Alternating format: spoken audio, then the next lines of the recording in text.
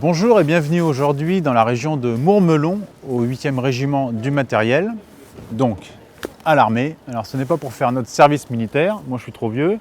Ce n'est pas pour vous parler du Peugeot P4, base de Mercedes classe G, moteur de Peugeot 504, j'ai bien dit 504, boîte de vitesse de Peugeot 604, un véhicule qui est apparu dans l'armée en 1982 et qui est encore en service aujourd'hui en 2019 pour quelques mois.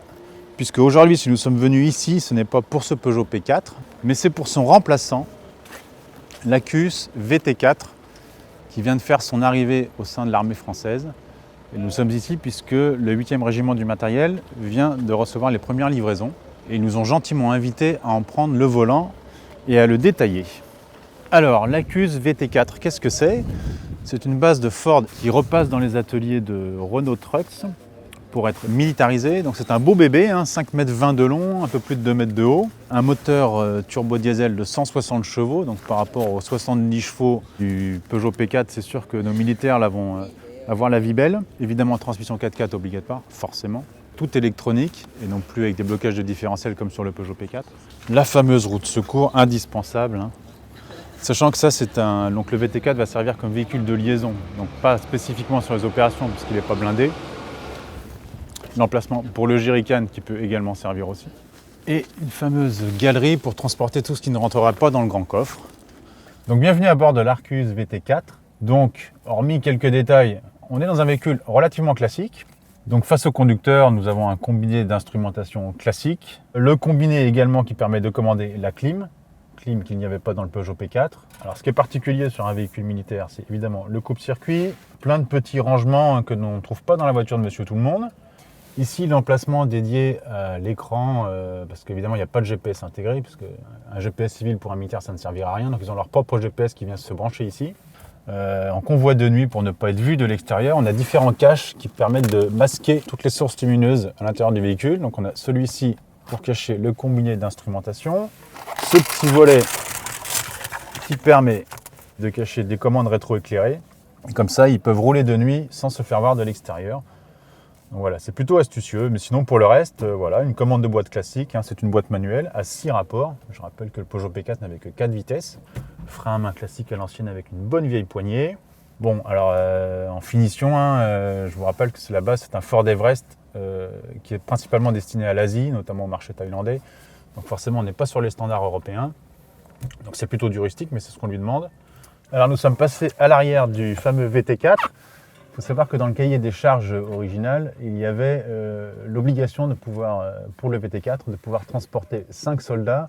Bon, alors évidemment, moi j'ai pas le gabarit des forces spéciales, mais enfin vous voyez, très franchement, j'ai de l'espace, j'ai de la place aux jambes, de la largeur au coude. En plus, il n'y a pas d'accoudoir, donc comme ça permet de gagner encore quelques centimètres. Vitre électrique, bien entendu. On retrouve également des pochettes pour contenir les armes, une autre petite poignée. Donc vraiment, il y a de quoi se tenir.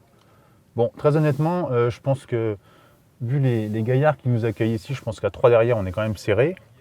Mais par contre, à 2, il y a largement de la place. Alors nous voici au volant enfin de l'Arcus VT4, donc le remplaçant du P4. Et bien, écoutez, la conduite, franchement, ça n'a rien à voir avec un véhicule militaire rustique et basique. Ça se conduit comme un SUV d'aujourd'hui. Un peu plus bruyant parce qu'évidemment, on n'a pas forcément poussé sur les insonorisants, ce qui est normal, c'est pas la qualité principale qu'on attend d'un tel véhicule. Mais en termes de conduite, voilà, on a un châssis plutôt agréable, assez confortable, notamment hors piste, et ça c'est appréciable. Des suspensions très douces et qui amortissent vraiment bien et qui sont pourtant très efficaces avec un grand débattement. Donc il y a des capacités de franchisseur qui sont assez bluffantes, notamment grâce à la montre pneumatique, il faut être honnête. On a des pneus M+S de chez Nokian là, qui sont très très efficaces.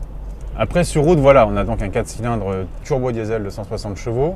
On a un véhicule de plus de 5 mètres de long qui est assez lourd, donc il est quand même équipé de pas mal de choses accessoires qu'on ne trouve pas sur une voiture civile.